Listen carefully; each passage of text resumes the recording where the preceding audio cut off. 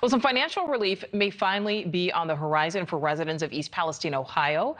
Norfolk Southern announcing a plan this week to compensate homeowners in the area whose homes have lost value due to that fiery, toxic train derailment back in February.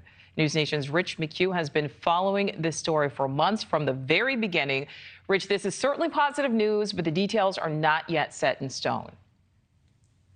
Hi, Nicole. That's exactly right. It's been 7 months since the Norfolk Southern train derailed in East Palestine, and officials there decided to burn 5 tank cars full of vinyl chloride into the skies over the region, over East Palestine in the region. Now, Norfolk Southern has released initial plans to compensate homeowners for lost home values if you live within a 5-mile radius of the train derailment. The deal is still tentative because the Ohio Attorney General's office is still negotiating parts of the agreement with Norfolk Southern. Property owners who qualify will work with independent appraisers to assess the value of their home and with Norfolk Southern Family Assistance Center after the sale to recoup any difference. That's a quote. But if you look at the fine print, there is a catch. It says you are eligible for compensation only after signing a release of property claims. It advises, quote, a release will affect your legal rights and you may wish to discuss it with an attorney. Jamie Wallace runs Unity Council in East Palestine. I spoke with her just before air. She says this isn't the solution.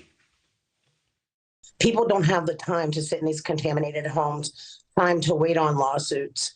Norfolk Southern asking us to sign away all of our legal rights if we want out of our homes now.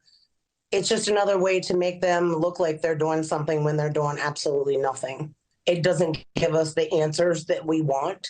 A lot of these homes are multi-generational homes. We don't want to leave our homes. We don't want to move. What we want is to know whether or not it is safe.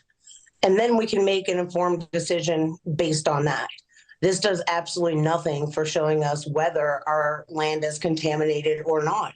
How do you make an informed decision to sell if you don't know the nature of what's truly going on here? We need our homes tested before we can decide whether or not we want to sell them.